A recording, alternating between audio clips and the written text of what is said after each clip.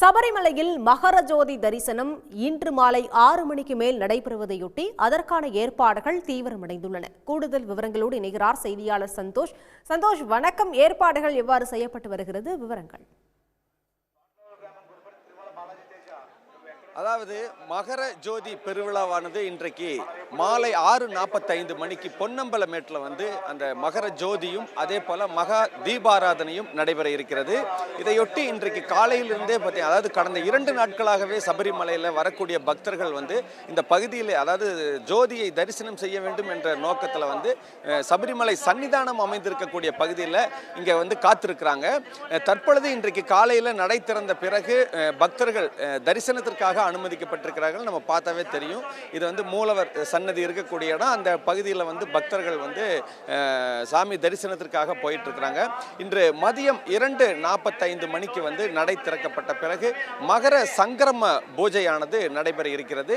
அந்த பூஜைக்கு பிறகு பந்தளம் அரண்மனையிலிருந்து, அதாவது மகர ஜோதி அன்று ஐயப்பனுக்கு அணிவிப்பதற்காக பந்தளம் அரண்மனையிலிருந்து ஆபரண பெட்டியானது தலை சுமையாக எடுத்துக்கொண்டு வரப்பட்டிருக்கிறது.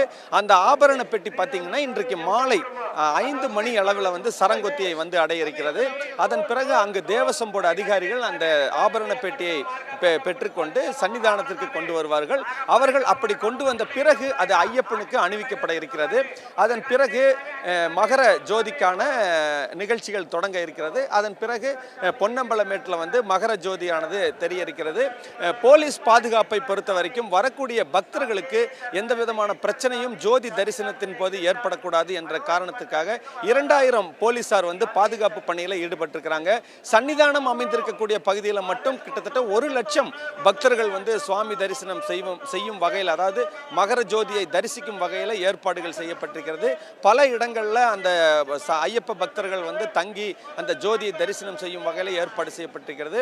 அது மட்டுமல்லாது புல்மேடு, நிலக்கல், பம்பை உள்ளிட்ட பகுதிகளிலையும் வரக்கூடிய பக்தர்கள் ஜோதி தரிசனம் செய்வதற்கான ஏற்பாடுகள் செய்யப்பட்டிருக்கிறது. தற்போதைய நிலையில் இந்த ஜோதி தரிசனத்திற்கு தேவையான அனைத்து பாதுகாப்பு ஏற்பாடுகளும் செய்யப்பட்டிருக்கிறது. இன்று மாலை நடைபெறக்கூடிய இந்த ஜோதி தரிசனத்தை பார்ப்பதற்காக பல ஆயிரக்கணக்கான பக்தர்கள் ஆங்காங்கே தங்கி இருக்கக்கூடிய காட்சி தான் இன்றைக்கு சபரிமலையில் நம்மளால காலையிலிருந்து காண முடிகிறது. விரிவான விவரங்களுக்கு நன்றி சந்தோஷ். உடனுக்குடன் செய்திகளை தெரிந்து கொள்ள சன் நியூஸ் பெல் ஐகானை கிளிக் பண்ணுங்க.